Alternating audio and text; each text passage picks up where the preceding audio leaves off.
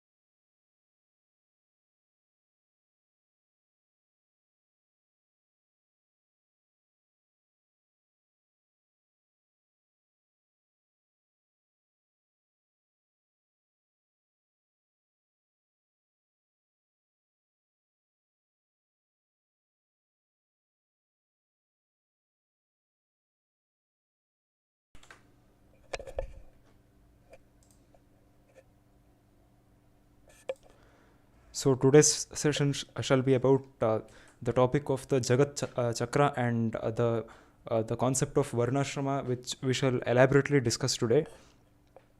So continuing yesterday's session, we shall move forward. Shri Guru Bhyo Namaha, Shri Param Guru Bhyo Namaha, Shri Adi Guru Bhyo Namaha, Shri Moola Guru Bhyo Namaha,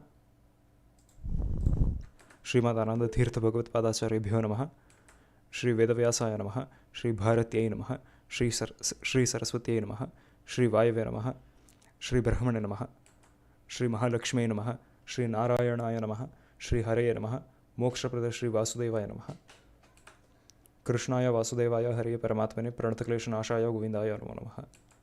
Hare Rama, Rama Rama Hare Hare, Hare Krishna, Krishna Krishna Hare Hare. Narayanam Namaskritya Naram Chaiva Narottamam Devim Saraswatim Vyasam Tato Grantamudikirayat. Narayanam Suragurum Jagadekanatham Bhakta Priyam Sakala Loka Namaskritam Cha Traigunya Varjita Majmumadhyam Isham Vande Bhavagnam Amarasura Siddha Vandyam. Avikaraya Shuddhaya Nityaya Paramatmane Sadaika Rupa Rupaya Vishnave Sarvajishnave Namo Hiranya Garbhaya Haraya Shankaraya Cha Vasudevaya Taraya Sargasthithyanta Karine Ekaneka Swarupaya Stula Sukshmatmane Namaha Avyakta Avyakta Rupaya Vishnave Mukti Hetave Sargasthiti Vinashanam Jagatosya Jaganmayaha Mula Bhuto Namastasmai Vishnave Paramatmane.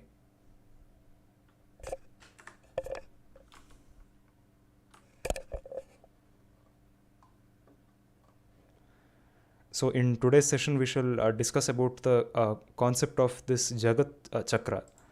So this refers to the cycle of events which maintain the world as we see it. So yesterday, Guruji told us to refer to 3 shlokas of the Bhagavad Gita in the 3rd chapter, shlokas 14 to 16. So we shall take a look at those shlokas as well, and then we shall come back to this Jagat Chakra and understand this elaborately. Annad bhavanti bhutani parjanyad anna sambhavah yajñad bhavati parjanyo yajñah karma samudbhavah karma brahmodbhavam viddhi brahmakshara samudbhavam tasmat sarvagatam brahma nityam yajñe pratishthitam evam pravartitam chakram nanuvartayatiha yah aghayur indriyaramo mogham partha sajivati.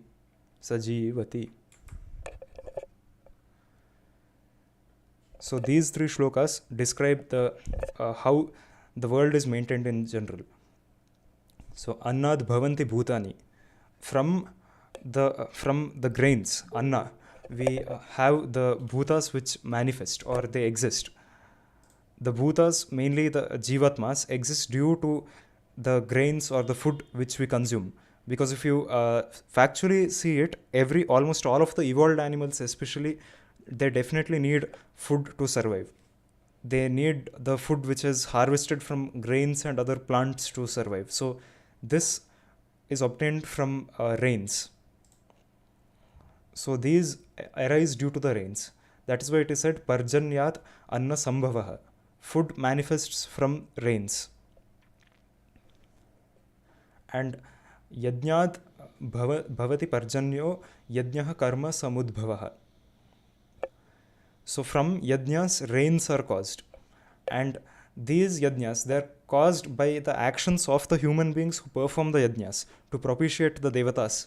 So now there are many people who claim that these shlokas are somewhat unscientific and contradict the fact that rains happen due to the water cycle and they do not depend on yajnas as such.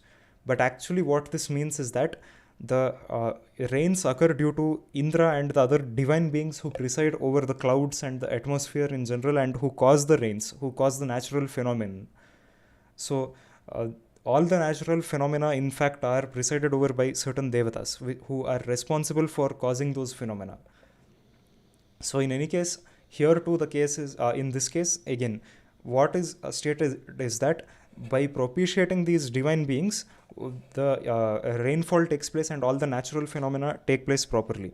It is they who cause it. Now, they don't depend exactly on people worshipping them, but nonetheless, due to being satisfied with the people who worship them, they grant the rainfall and every other anything else which is required for the sustenance of the living beings.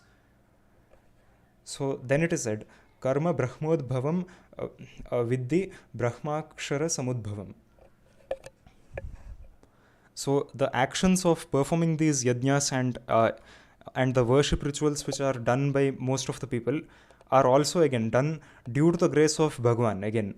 So in the rest of the Bhagavad Gita, it is there are places where it has been explicitly stated that the whole process of the devatas being able to bless and control the natural phenomena are also actually arranged by Paramatma himself.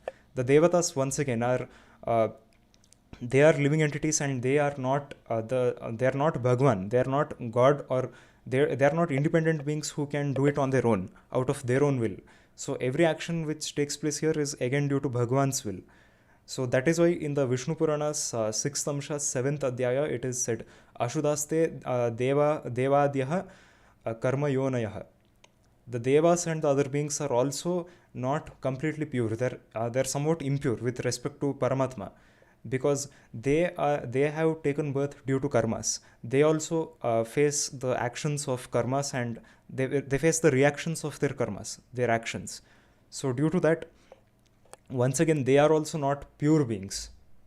So moving on, so due to the actions of people, yajnas are conducted, and these people, they get the opportunity to do this due to Bhagwan's grace, and that itself, now here it is said, Brahman manifests from aksharas, the letters or the words of the Shastras. Now this means that people gain the knowledge of spirituality and philosophy and different worship rituals from the Shastras. And again, this cycle continues. Once again, one can also, this is again cyclical because one obtains knowledge of Brahman and one progresses spiritually through their sadhanas and the yajnas which they perform. So again, the cycle continues like this. So now this shloka is important. Evam pravartitam chakram nanu vartayatiha yaha aghayur indriyar ramo mogam parthasa jivati. Aghayuhu. This word is important. So as said by Sri Vishwadhiraja Tirtharu yesterday, Aghayuhu, this word here in this shloka highlights that Ayushya means one's lifespan. Now here it is said Agha means defect or sinful, something which is causing a problem.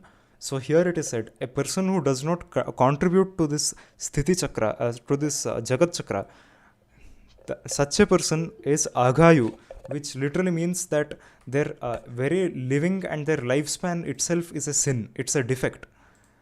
It's here the comparison is that a person who lives without contributing anything to this, their very life itself is a waste. It's not worth how they're living. So similarly, it is said in the Vishnu Purana also, in the 6th Amsha's 5th Adhyaya, the 24th shloka says that. There is one shloka which goes as Evam Pashu Samair Mudhair Adnyana Prabhavam Mahan avyapyate narair shishnodaraparayanaih. So this shloka means that in this way, like foolish animals, due to exactly like foolish animals with ajnana, people obtain sorrow. The human beings obtain sorrow because their goals are just to satisfy their genitals and their stomach. They have no other purpose other than eating and mating. This is the exact comparison in the Vishnu Purana as well. That people who behave like this, who have no purpose, who have no worthy contribution to the society and to the rest of the world, to other beings, to the well-being of others, such people are worthless like animals with almost no intellect. There is no use of them having such an evolved intellect or an intellectual capacity to understand so many things. They are exactly like animals for this reason.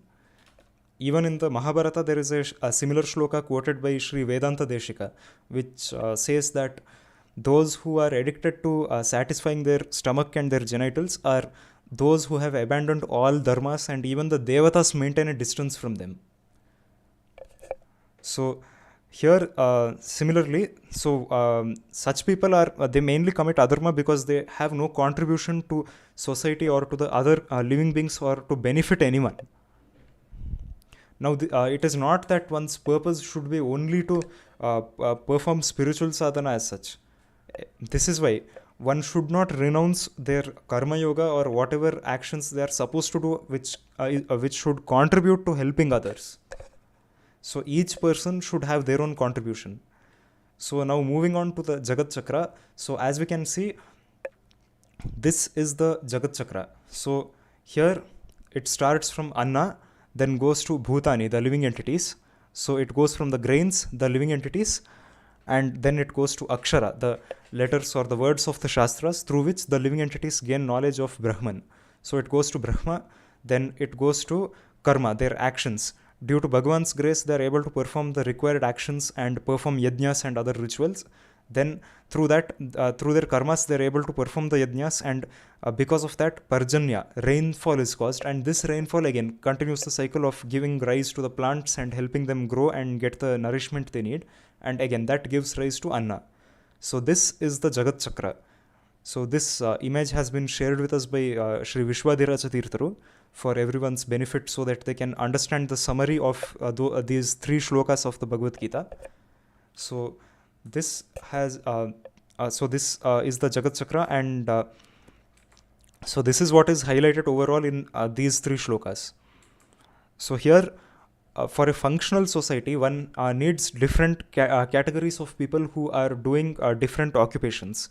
So this is where Varnashrama also comes into the picture, and similarly here, so in the cycle, once again one can see that different people have varying contributions. Now, not everyone can be the purohitas for the yajna, or be like brahmanas performing only sadhana and only teaching about spirituality, because this because if this is done, there will be no one to protect the territory, or to give the necessary funding, or to perform the other services which are required for such things to happen. Now, without Vaishyas and Shudras, there is no one who will perform farming or even obtain the food which is required to sustain society. And without kings, there is no proper administration of the kingdom, or proper justice being given, nor protection from the adharmis. Similarly, without Brahmanas who are solely dedicated to preaching the Shastras and who are dedicated to this task, without them again, obviously the society will collapse. So this is why, depending on the contribution of the people, they are said to represent or to be born from the head, the shoulders, the thighs, and the feet of Paramatma. Actually, they represent their contribution in society. So now some people have always used this to demean Hindu Dharma and say that it means that Shudras are low class people, or who have lesser value, which is once again very wrong, because here the fact is that Shudras sustain the entire society. That's why the whole structure rests on the feet, and the person is able to walk, run, or even stand because of the feet. That's why they are said to be the feet, which is like the basis, the foundation. And in fact, as we discussed in the previous session also, Shudratva is an important quality for all people. It is not just that people of the fourth Varna should have that quality of Shudratva or servitude. Shudratva literally means melting at somebody else's misery. So this quality has to be there with everyone, with anyone who is a Satvika. Without Shudratva, one is unfit to be considered as a human being. One is unfit to be considered as a proper person worthy of even some respect. So this is why all these are very important. Now one may ask, in Satya Yuga, how come everyone was a Brahmana?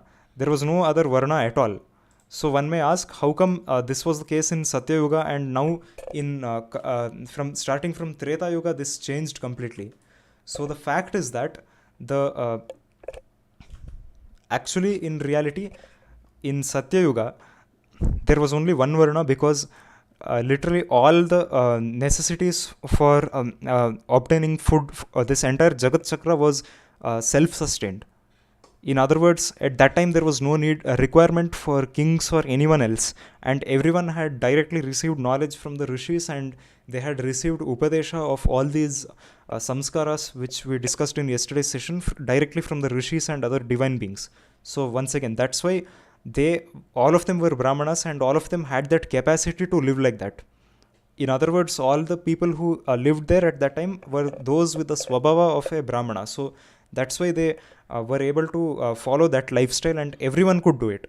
But later on, this was not the case, and the earth did not was not able to sustain itself on its own.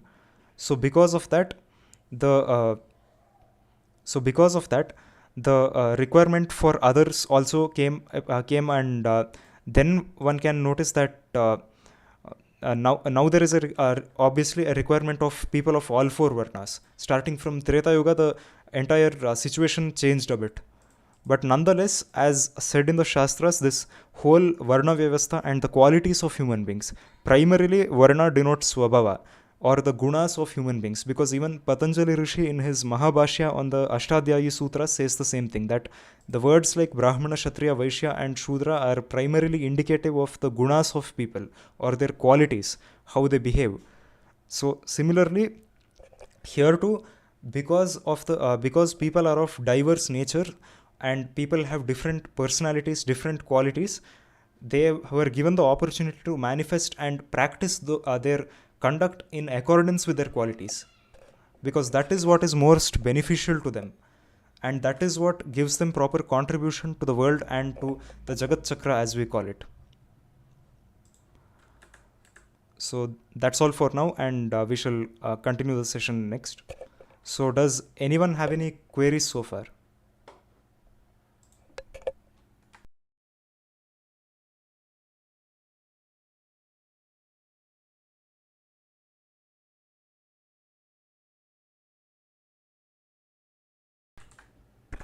Please unmute yourself and go ahead.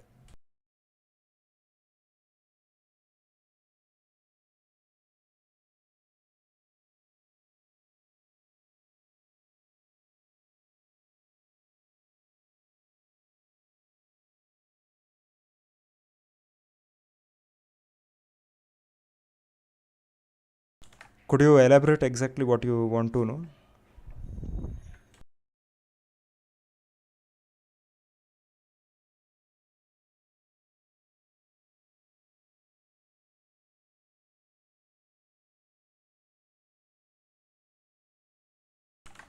Yes, because of that we obtain the knowledge required to do that. Yes. So when people don't have knowledge to do it, like in foreign countries, so how do they get timely rain? See, they are getting it, but again, see, that is because, as we said already, that is the devatas will continue doing it however they like, but by propitiating them, it happens properly, and this is like a prayer to them to maintain the natural phenomena correctly, so that it is beneficial to us. Now, if you see the other places, it's can you see how well they can perform farming in other countries other than the tropical regions here? Do you think it is that In beneficial? India also there are some places where the rain is not in Obviously, because in India alone, we don't have so many people who are practicing sadachara and propitiating the devatas also.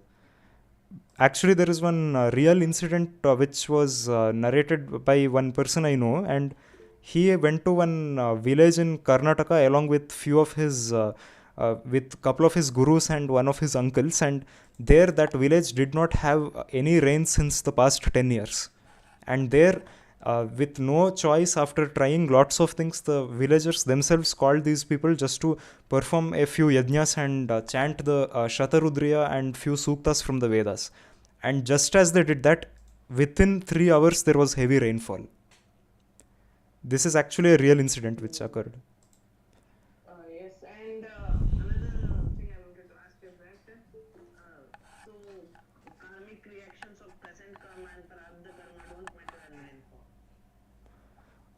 They will have slight influences on that person. So anyway, Shri Vishwadiraja Tirtharu has arrived now, so he'll explain most of your doubts properly. Hare Rama Guruji.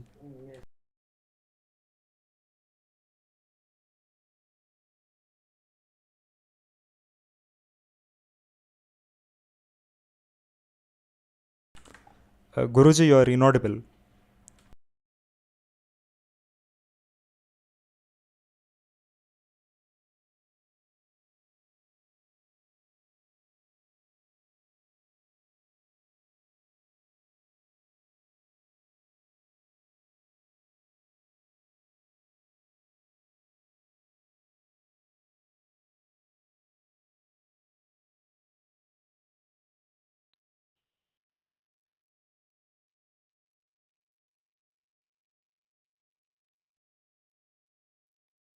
Uh, somebody has raised their hand. You want to say something? Am I audible? Yes, Guruji, now you are audible.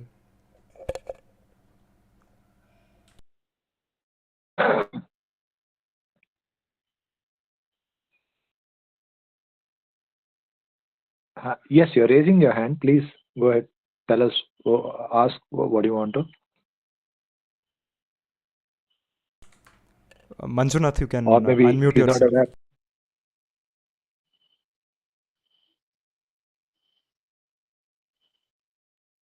What was the doubt? The question was about the Jagat Chakra. So we showed a small presentation here, and we explained the shlokas, the 3 shlokas which were discussed, and shared their translation also. And we showed the image which you had made about the Jagat Chakra. So the question here asked by Sarthak was that why, despite not performing yajnas properly, it was said that Parjanya occurs due to yajnas, that is, rainfall occurs due to yajnas, but despite Yeah. many people not, in the foreign countries especially, not doing it, they still get rains properly. Mm-hmm. Whose doubt was that? Sarthak had asked that question. Sarthak, are you there? Yes, Hari Srinivas Swamiji. Hare Ram. Yes.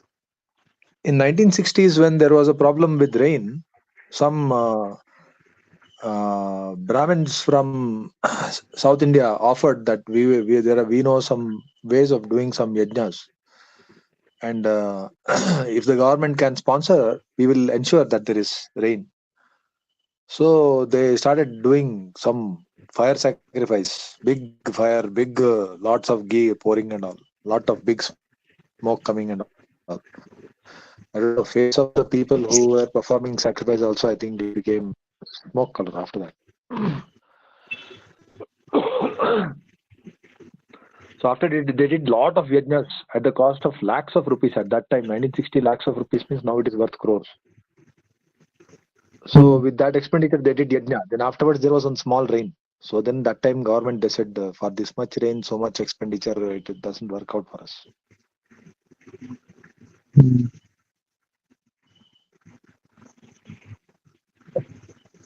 Um, So how exactly from yajna you are getting rain because of that smoke?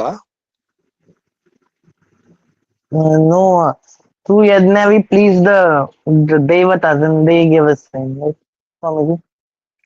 They are pleased with what? How big the fire is by that, huh? Or how Uh, much your water you are pouring into that. uh, I mean, it is they're pleased by our conduct more than that, I think. Then why you need fire? And in foreign, what they're not doing that fire sacrifice. Why you need, if they are pleased by your conduct, then why you need to light the fire? Because it is instructed by Bhagavan. Yeah, even I have this doubt. Swamiji, Where you where explain, please. where where Krishna has told in the. I'm not asking only Sarthak, but you are. I'm happy that you're participating. We are trying to churn out the knowledge. There is no point just stating that it is stated like this, and I tell, and because I told you, accept. Doesn't work like that. Indeed. Please explain. Madhva, if you have seen Udupi Krishna, he's holding a churning rod. You've seen? Yes. Prabhu and Anybody not seen Udupi Krishna here?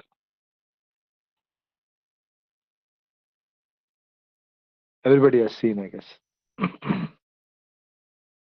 Anybody seen Udupi Krishna but not recognizing that he's having churning rod in his hand?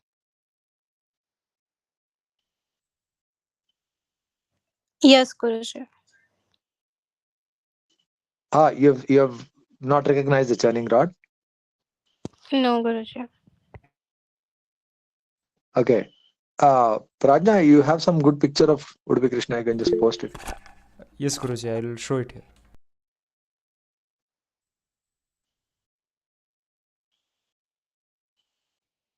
Yeah, somebody has put a message. What is this? When PVRK, who is PVRK? Prasad was working in Tirumala. The rains were not falling properly. At that time, he was very worried and suffering. He performed the yajna as per the instructions of gurus. There was torrential rain. In 2019, when there was a big drought in Rajasthan, I went alone from Karnataka, and there were no. We had to supply. There was absolutely no food. There was no water, and cows were dying. So I brought it up. I organized a press conference in Rajasthan, and I made it an issue. I alerted all the major goshalas regarding that issue, which they were not uh, they were not informed about it. I did not know driving also. I went driving in a car all this nearly 2,800, 3,000 kilometers. I drove, and that's how I learned driving. After going there, we had to get for one load of fodder, which we were purchasing from Haryana. They were charging us 1,20,000 rupees. One load was 21 tons. So to buy that, I did not have funds with me. So I started requesting people for funds to buy the fodder. But then it was a very hard job to do. One complete load was not even enough for one village, and there are more than 700 villages in the two districts of Rajasthan that were hit by drought in 2019. Jaisalmer and Badmer. There are more than 700 villages there. So I decided that we have to try in a divine way. I did not perform a fire sacrifice, but I chanted Surya Mantra as per Madhvacharya's instruction in the Tantra Sara. He says that this will give rain. So I chanted that Surya Mantra as per the Tantra Sara of Madhvacharya. And there was torrential rain all over Rajasthan. I did not perform any fire sacrifice. I still have pictures of myself jumping in the rain in Rajasthan in 2019.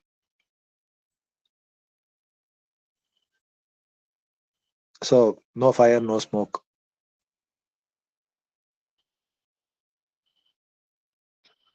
Sounds like a better version of yajna.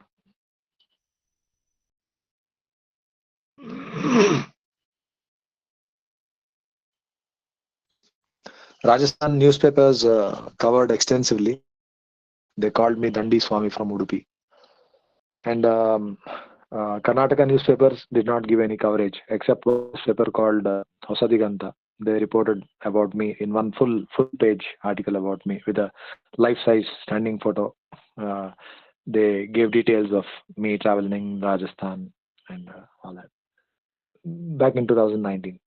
So then we organized Dharani uh, strike in front of the office of the district collector of Jaisalmer and Badmer, two districts of Rajasthan. A lot of Swamijis came.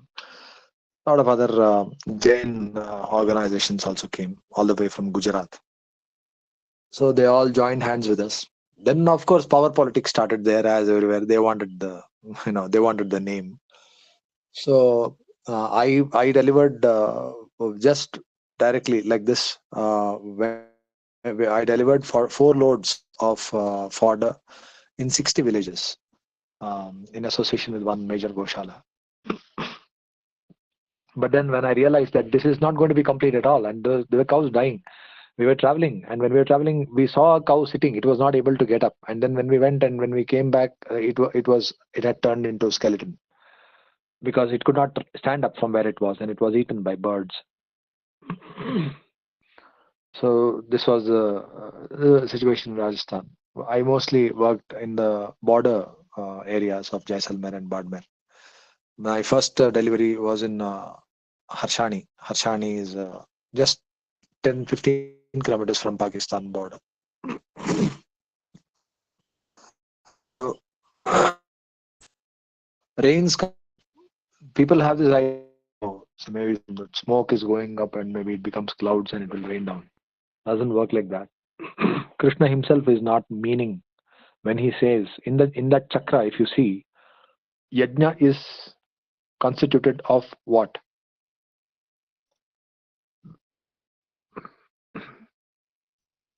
Prescribed duties. Some. Karma. Yeah. So karma, yajna karma samudbhavaha. This is what is Krishna's definition in the Bhagavad Gita. So yajna is not some fire, you light fire and you pour some things in it and then there is big smoke and burn your beard in it. That is not yajna. That is only symbolic yajna. That never, even during any time, that is not regarded as yajna. That is only symbolism. Real yajna is always our swadharma, activities of our swadharma, based on our varnashrama dharma, our duties. That is what is yajna. That is the major yajna. That thing that pouring into the fire, that is only symbolic yajna. It is not real yajna. You can pour all your life and there won't be rains because of that. If there is dereliction in duties,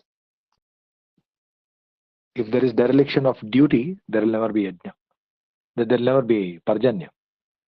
Parjanya. Anyone has any idea why somebody said that parjanya means rains, and so then most of you will have figured out that yajna leads to parjanya. But anyone has any idea why parjanya means rain? Why is rain called parjanya?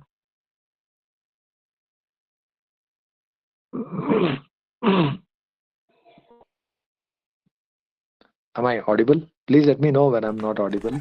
You're audible, Guruji.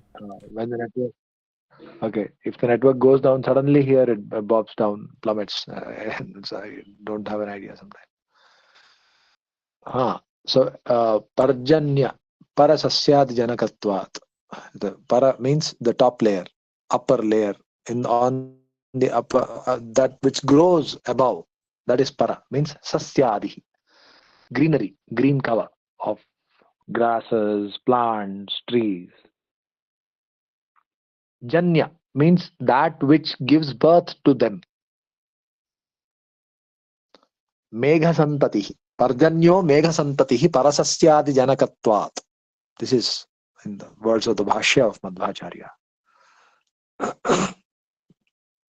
So there, when he why these the rains are called Parjanya because they give birth to grasses and green cover. But nowadays, now if that has to happen, rainwater should fall on the earth, and if it has to give birth to greenery, what is the prerequisite for that?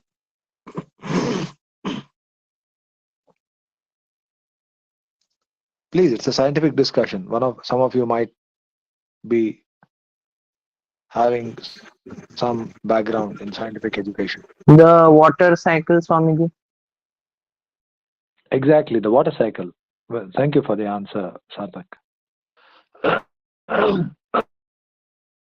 The water cycle require the soil, ground should hold the water, right? Indeed.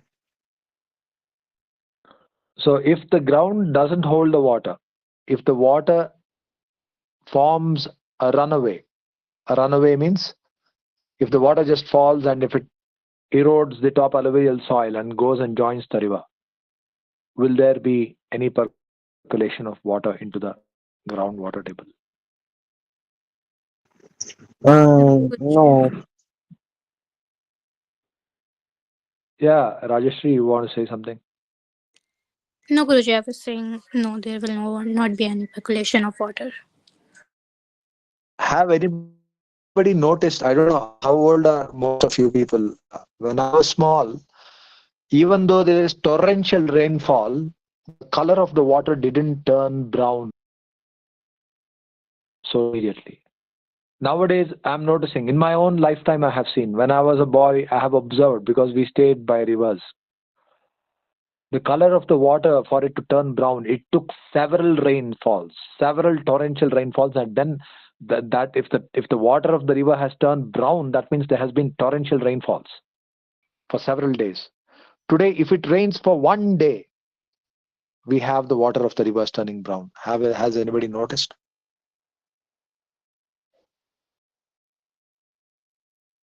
Yes, Guruji. Yes, Guruji. Is it which river are you speaking about? I am speaking about the rivers in Karnataka. Tunga, I've noticed in Ghataprabha, Malaprabha, and Gurupura, Netravati. These are the rivers in which I have noticed. I noticed in the Narmada Bhima also. Nadi, Guruji. Bhima Nadi, aha. Oh, yes. So, yeah. So you're a resident of Bijapur? Where are you a resident of? Uh, Currently living in Bangalore, Guruji, but I'm originally from Pune. Ah, okay. Mhm. So it's a very disastrous thing. So what does that show? Yajnas are going on or not going on? Yajnas, in the No, sense, Guruji. not they're not going on. But a lot of people are pouring a lot of things into the fire, man. So please come out of this misconception that yajna means some smoke and fire and some ghee being poured into the fire. It's only a symbolic. So if we all really did, all the people are working in software companies, does that work constitute yajna in any way? Uh, yes, Swamiji, Yes. because it is for the benefit of society. It doesn't. Benefit of the society is understood only in the way that you are a participant in this jagat chakra. Anything that doesn't participate in the jagat chakra is a waste, because you're not leading to the sustenance of life in any way, life forms. There is when you mean benefit, it is not an anthropocentric understanding of benefit. You know what anthropocentric is? Benefit I is have not some centered idea. around. It's not to benefit only human beings. Now cities are constructed. Is there any pathways for the other living beings in the city? Where should the cats, dogs, where should the cows go for grazing? Is there all the grazing lands of the cows are usurped? Are the cities today designed keeping in mind other forms of life or not? No, No. Guruji. No, Guruji. So this is ignorance. This is darkness. Never was there such a dark time. These are the darkest ages that we are living in. Nobody lived in such backward times. This is the most backward time because this is the most unscientific way of life, that you live in a model of life that doesn't accommodate fellow living beings. Because today they have forgotten the scientific fact that living species are interdependent. It was Albert Einstein who said that when the last mosquito, when the last butterfly, was it butterfly or mosquito? When the last butterfly is gone, it won't be long before the human beings are gone. Anyone familiar with Einstein's saying?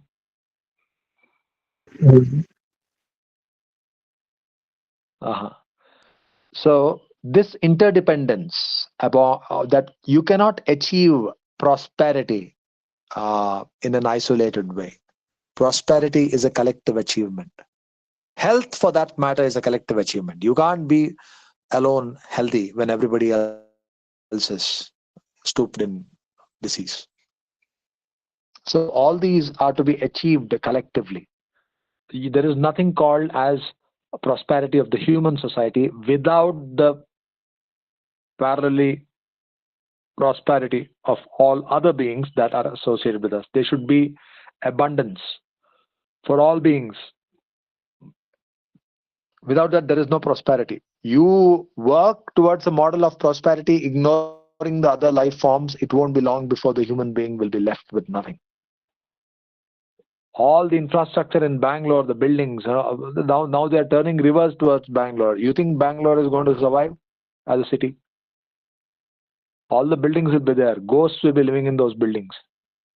When there's no water, how do you think the city will function?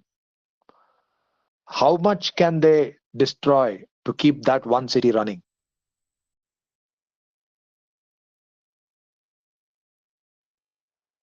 California is running out of water. It's already run off, I guess. Bangalore is running out of water.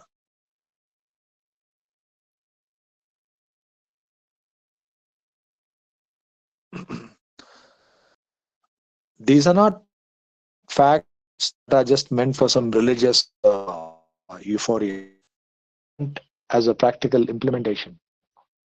It is meant for true life. God is a real teacher. He is not just a fantasy or imaginary teacher. If we ignore what God is teaching, it's towards our own peril. So none of the activities that mostly human beings are doing today is in any way participant in this Jagat Chakra that is ultimately sustaining life on this planet and elsewhere in the whole universe. Krishna is, that's what he's saying in verse third chapter, in the third chapter, 15th verse, Krishna is saying, Evam pravartitan chakram nanu vartayati haha. So how do we decide what should be our activity? Specifically, we may have to discern with a lot of wisdom, but then generically, it's easy to understand what should be our job. What job we should be doing is easy to understand. Any job that you may do with whatever potential that you are gifted with should contribute to the Jagat Chakra that is being described here. Annad bhavanti bhutani, parjanyadan anna sambhava. Tell me one activity today that people are doing in the name of employment in metropolitan cities that in any way contributes to this Jagat Chakra. They are just a burden to life and to the universe. They are living at the cost of other beings. Countries like Singapore and all the metropolitan cities of even of this country are just living at the cost of other life forms and at the cost of the lives of fellow human beings, which are living in areas that are rapidly turning into slums. Germany is living more or less on that model. Singapore is totally living on that model. All the countries surrounding Singapore are getting desertified at a fast rate because they have a consumer named Singapore, which doesn't grow anything in it. There is not one single plot of agriculture in Singapore. Even a potato doesn't grow there.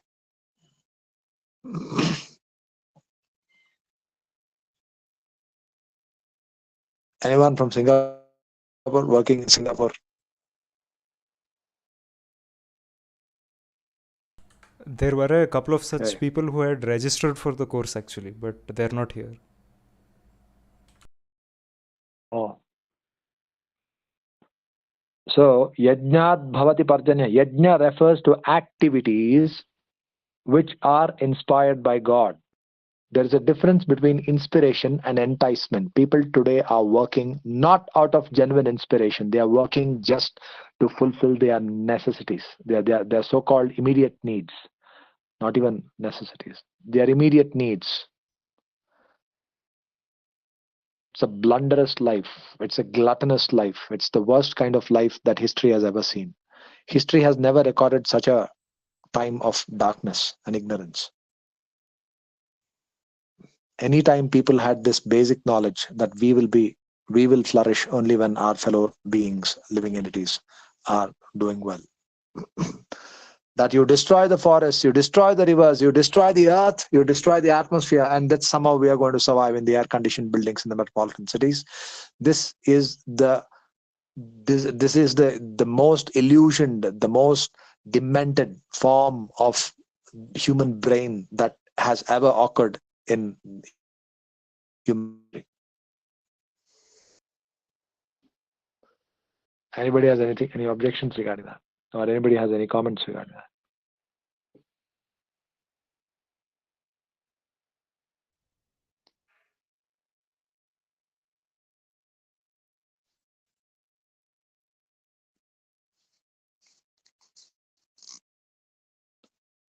Parjanyad anna sambhavaha. Today, how many Parjanya is the real food is only that which is grown from rainwater.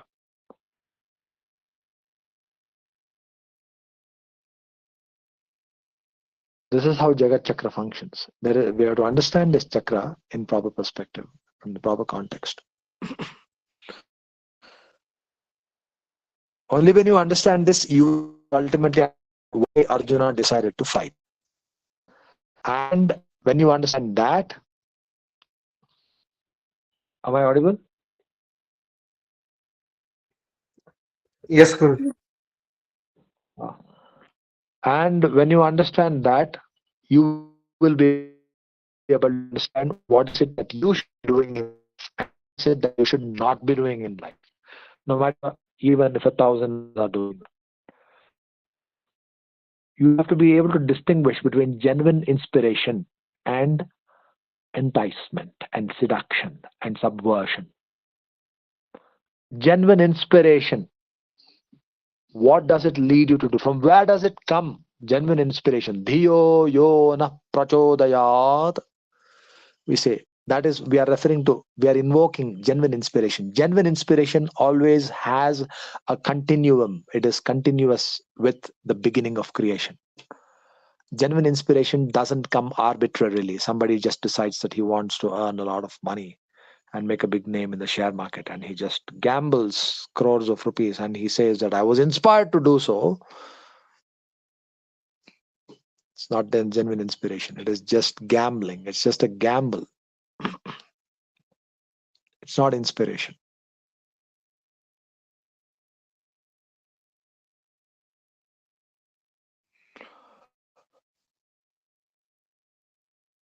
That's why in that chakra you will see Akshara, Brahma, then Karma. So why Bhutani, living entities, you will find at one spot. Those beings are the ones that are understood to be the performance of karma. Then what is that Akshara and Brahma doing in between? Akshara refers to the Vedas. The Vedas, Vedic practices, and all processes, all ways of cultivation of Vedic wisdom. They are all subsumed by the word Akshara. From the Akshara, the Bhutani, the living entities, they become aware and get connected, and they they become participant with Brahma. Brahma means Paramatma, the absolute truth, the Supreme Lord, Vishnu. So they get connected with Brahma and they become aware of Brahma through the Akshara. And when they get connected like that, they will gain the ability to discern to tell what is true inspiration, according to which they need to act. A civilized human being, so called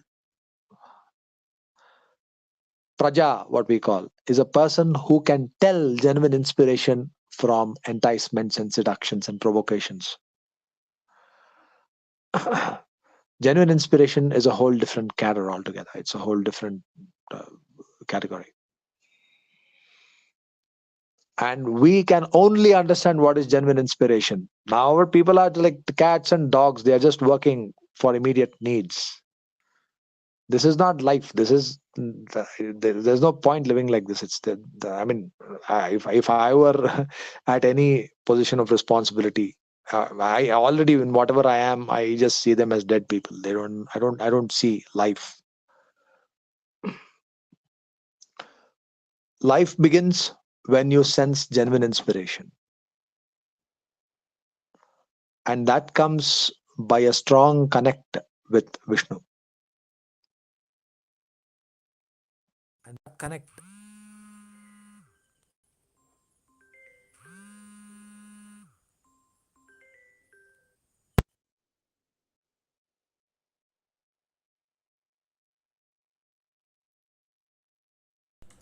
Guruji, you are not audible.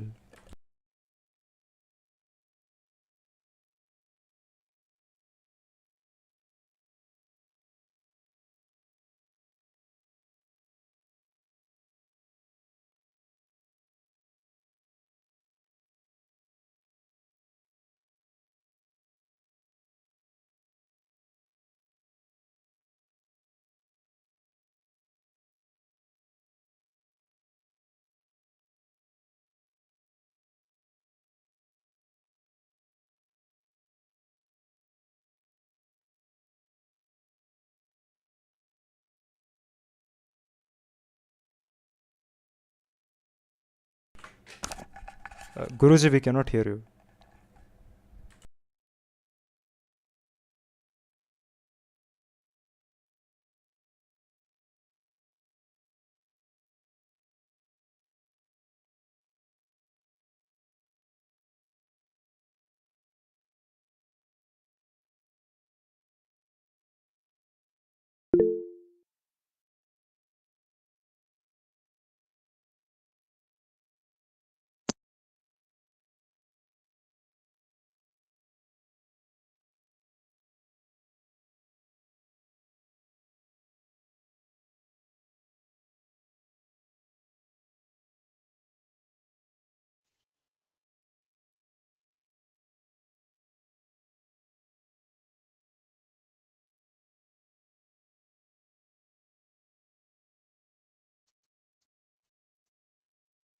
am I audible now?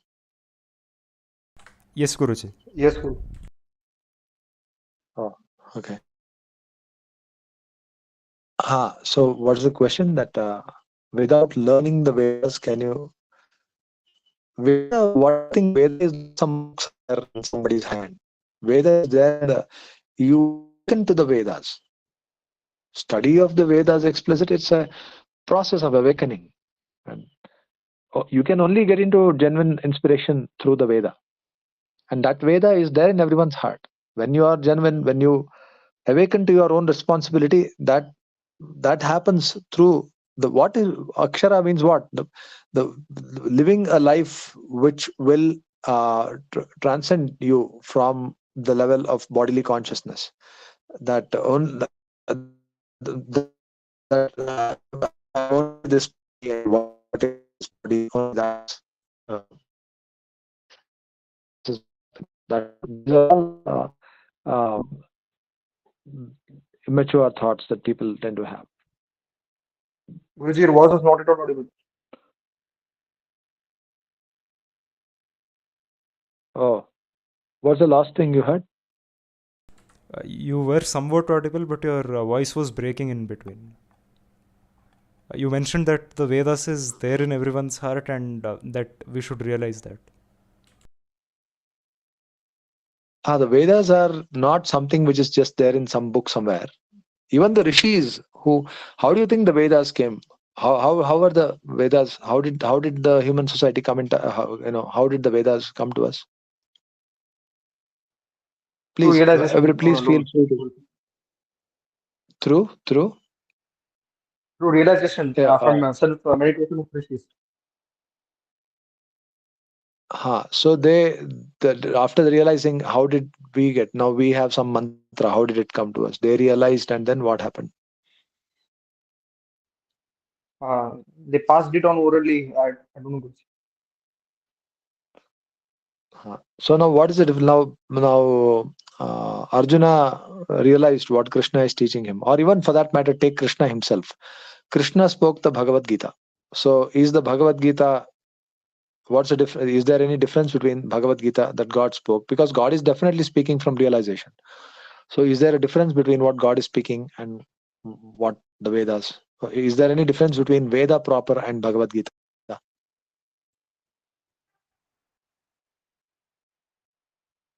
One is our own realization, Guruji, and the other is revelation by God. Now, God doesn't need a revelation. God is speaking Bhagavad Gita. What I'm asking is, when He speaks Bhagavad Gita, He's definitely speaking from His realization. So, is there a difference between Veda and Bhagavad Gita that God is speaking? No, Guru Varya, they are absolutely the same. They're absolutely the same. Yes, but anyone would want to say that there is a difference? No, Guruji, I understand now.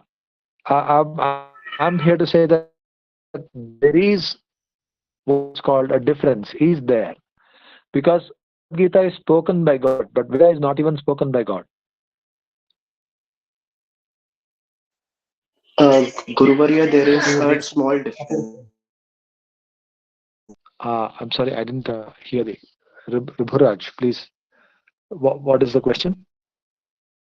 Guru Varya, there is a small difference from what I have read. Uh, like in Bhagavad Gita Bhashya, Dr. B.N.K. Sharma also mentions that the Bhagavad Gita is not only the truths contained in the Vedas, but also truths which are in immediate perception of Bhagavan himself. So there is a little more quantum in Bhagavad Gita. No, that as far as its relevance to us and how much it can benefit us is concerned, that's another thing. But if you were to weigh the weight of evidence, which is more, the Bhagavad Gita or the Veda? And the difference is that Bhagavad Gita is spoken by God, but Veda is not spoken by God. Bhagavad Gita, as the name itself says, it's Bhagavata Gita, the Gita of God. Gita, because it is like a song, because in song they're not just speeches which are disconnected from each other. In the song, what's the characteristic of a song is that there is a oneness that connects the entire song. You could speak for 5 minutes, and 2 minutes you may speak about your house, and another 2 minutes you may speak about your hobbies. Another 2 minutes you might speak about what's happening in some Wimbledon championship somewhere, what the tennis player is doing. Speech can be disconnected, and there could be bits. It could be bits and fragments, but a song has a theme. A song has a theme and connected as a whole. So God's speaking is like a song. So it's called Gita because there is a theme to it, and then nothing that is said there is God with the main theme. But Veda, who is the speaker? Even God is not the speaker of Veda. God is the knower of Veda. Veda has no author. Veda has no speaker. No one claims authorship of the Vedas. Is that point clear? These are some basic things we need to understand.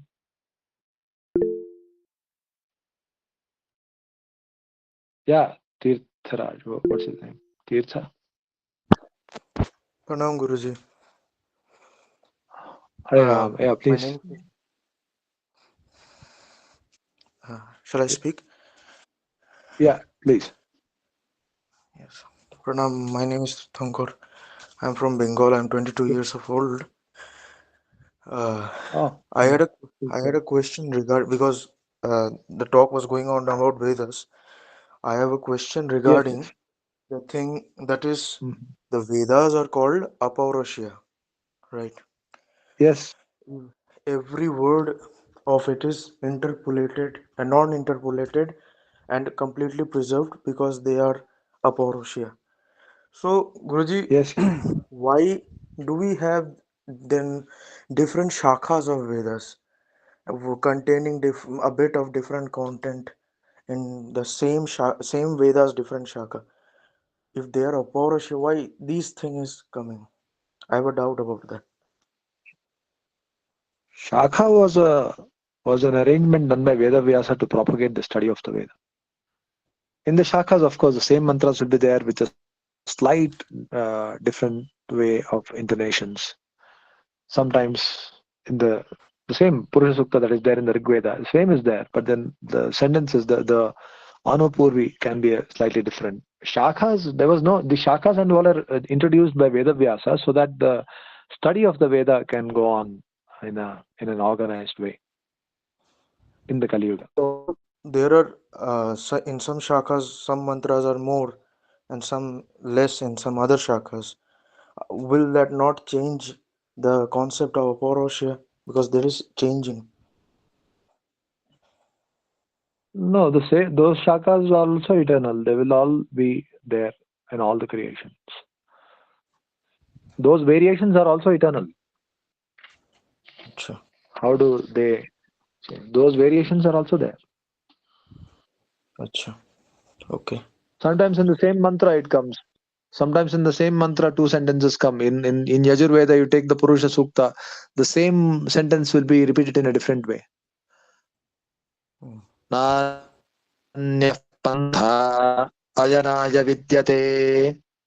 It occurs once in the Yajurveda, Purusha Sukta.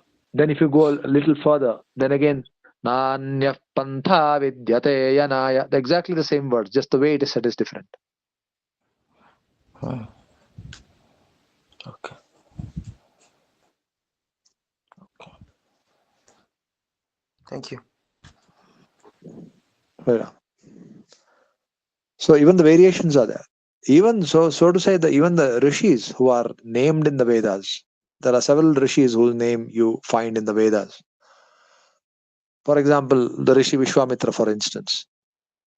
So how can there be a name Vishwamitra? That Vishwamitra will be gone, right? Next creation. If the Vedas are Shashwata, even in next creation, the same intonations, exactly the same, even down to the syllable, it won't change. Means who will Vishwamitra that I'm referred to? Because the Vishwamitra is gone right now.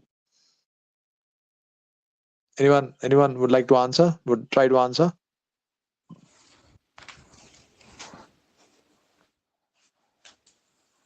Can you repeat the sentence again?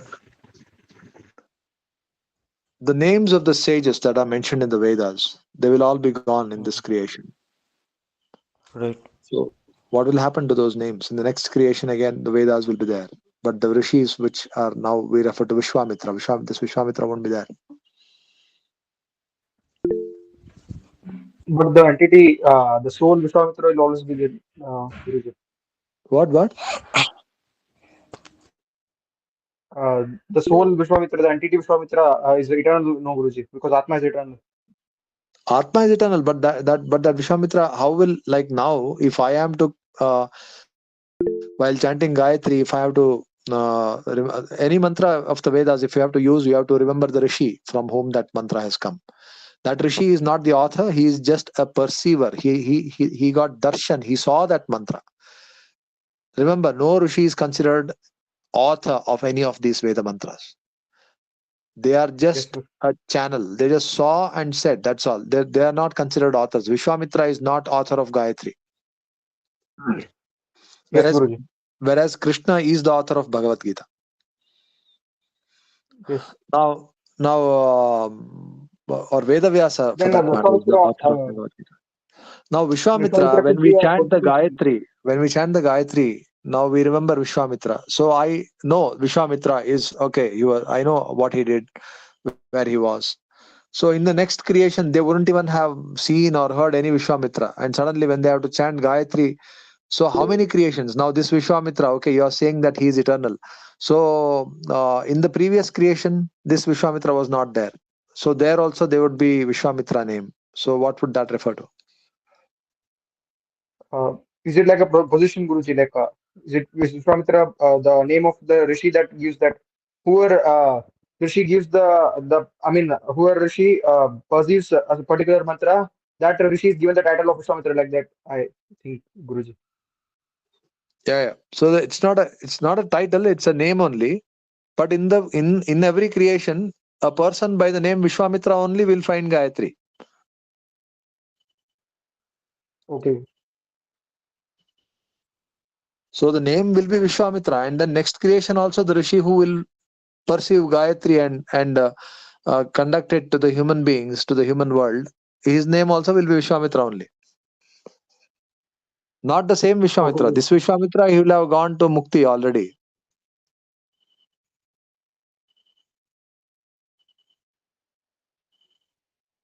You're Yes, getting what Guruji. we're So is saying? it like a position, Vishwamitra? It's not a position, it's a name, but the same name person will come next creation also. Okay, Guruji, understood. Not a position exactly, it's a name only. Vishwamitra name. For example, when Janamejaya, the son of Parikshit, grandson of Abhimanyu, and great grandson of Arjuna, he was ruling after the Pandavas, after Parikshit. So Janamejaya, when he was told by Udanka that your father was actually killed by Takshaka by in an unjust way, so he got angry and he wanted to perform a snake sacrifice. He performed something called a Sarpayaga. In fact, the entire Mahabharata was spoken in the Sarpayaga.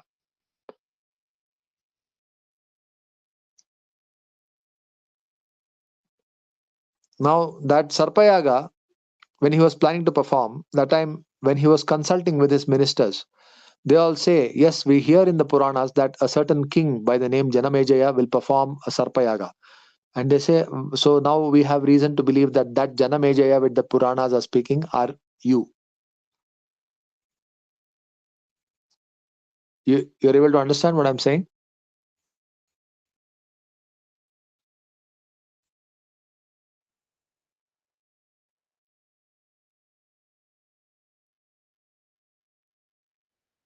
Can you Anybody repeat, has Guruji? any doubt regarding Can you repeat what? once, Guruji, what you said about Janmejaya, what you said, Guruji? Prajna, did you hear that, what I said about Janamejaya? Yes, Guruji. Vikas wants it repeated. Could you repeat it? So in the Janamejaya performed a Sarpayaga or sacrifice to kill all the serpents because Parikshit died due to the bite of Takshaka. So because of Parikshita's death, Janamejaya wanted to perform this Sarpayaga, and in the Shastras we have references that Janamejaya will perform the Sarpayaga. So does it mean that it's the same Janamejaya or not? No. It means the I same. said that Janamejaya consulted his ministers. Janamejaya consulted his ministers right then. And his ministers told him that we hear in the Shastras a person's name called Janamejaya who will perform Sarpayaga. And that Janamejaya might be you only. His ministers told him.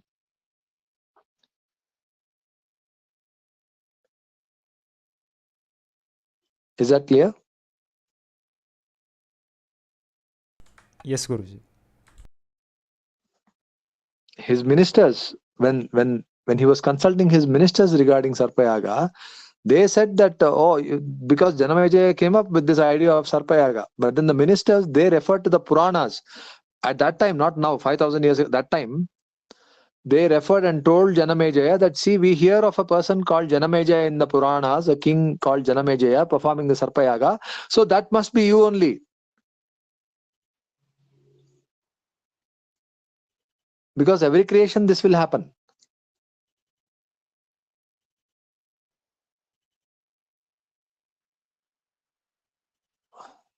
Okay, Guruji. So Janmejaya was predicted in the Puranas, is what you're saying.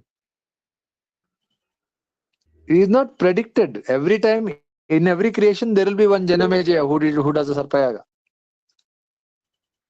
Okay, Guru. Okay, Guru.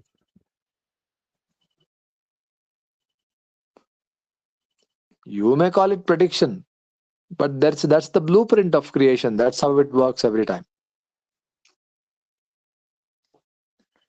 Dhata yatha purvam akalpayata.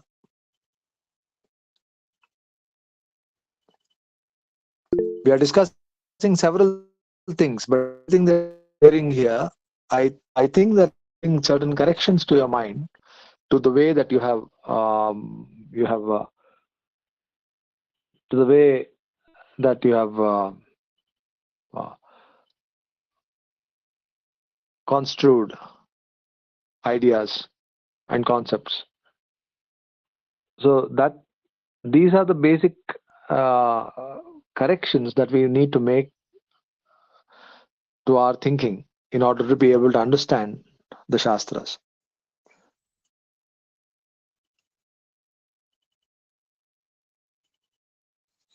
Okay. Any comments or any questions? Guruji, Sarthak has a Actually, query, yeah. I guess. Yes, Arthur, please. Harishinivasa Swamiji. So basically, the Vishwamitra Janamejaya are roles fulfilled by the person of the same name in every Chaturyaga and Kalpa. Yeah, definitely. He has a Eternally. role. Correct. There is a role that he performs of finding Gayatri and many things. So whatever is mentioned in the Veda, that is bound to happen because what is mentioned in the Ramayana, what Vishwamitra taught Rama, and he took Rama to Mithila, got them married to Sita. These things are mentioned in the Puranas and in Itihasas. Now those things may happen with variations, but what is mentioned in the Veda will happen down to the smallest detail without the slightest change. Yes, Swamiji. And the inherent moral compass that we all have, is that the knowledge of the Vedas in our heart? Because we have that feeling of They are what is moral they and are what is they not. are they are yes, they are smolders of the Vedic knowledge in your heart. Hmm. Smolders means they are just So, Vedic knowledge is the full hmm, fire, but in basic sense that we have, that is inherent of the that is the indication of the Vedic knowledge that inheres in the heart of everybody. yes. And that is why people who do not have explicit knowledge of the Vedas, that is, the Vedic corpus, still perform the actions prescribed in the Vedas, like compassion, etc. Not only compassion, more than compassion, the most important thing is that they are swadharma. Yes, Swamiji. Swadharma is coming from design. Whatever you are designed to do, nature will prompt you to do that. So, like a law of nature, it influences everybody, and everybody works according to it, And if you knowingly, work as unknowingly. per your nature, if you work as per your nature, see, today's trend is what? You will be doing one job. Then someone is another job waiting for my.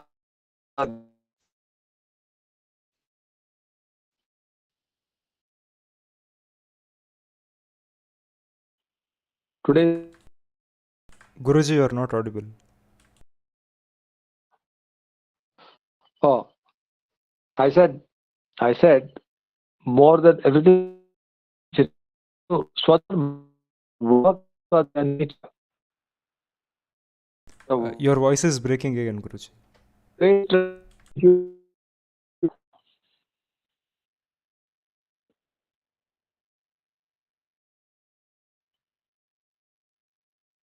today's trend is that if you're doing a certain activity, if you're doing a certain work as your job, then if you find that some other job is being better paid, and if you find that it is within your ability to perform that job, you will jump to that job. You are doing one business, and if you find out that investment in some other business would pay you better, you would leave this and go there. So the only criteria there is the attainment of money. But then in dharma, the main criteria is the execution of swadharma, to work as per your design.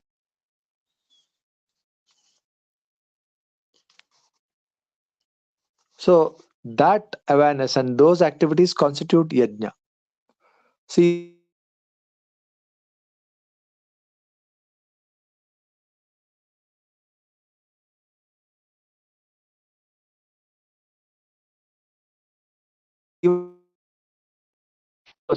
do so they don't know the Veda.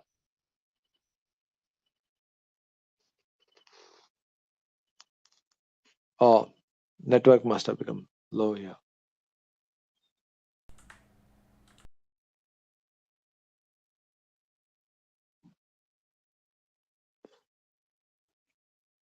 Okay. Yeah, fine then. It was a fine discussion. Many new things came up. I think we'll continue in the next class. Also, we hadn't shown the images of Udupi Krishna, which you mentioned in the beginning. Shall I share that now?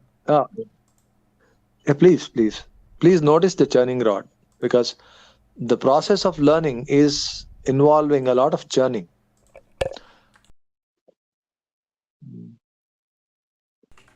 Fine, Prajna. So I would want to conclude at this point. Please take a look at the images of Udupi Krishna and try to connect with the idea of churning. This is a drawing, but if you, yeah, it is more clear. Is it okay? Mhm. Incidentally,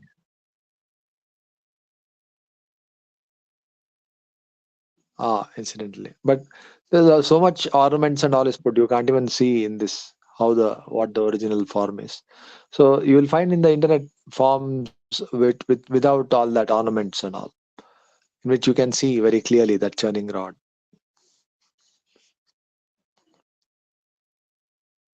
It must be easy to get. Uh, Try to post one of those. But I think most of them got the idea that there's a churning rod in his hand. Yes, Guruji. Hmm. Okay. Shri Krishna Arpanamastu. Achyutananda Govinda. Achyutananda Govinda. Achyutananda Govinda. Uh, I'll I'll log out for now for today. We'll connect again next month. I mean next week. Hare Rama. Hare Rama, Guruji. Hare Srinivas.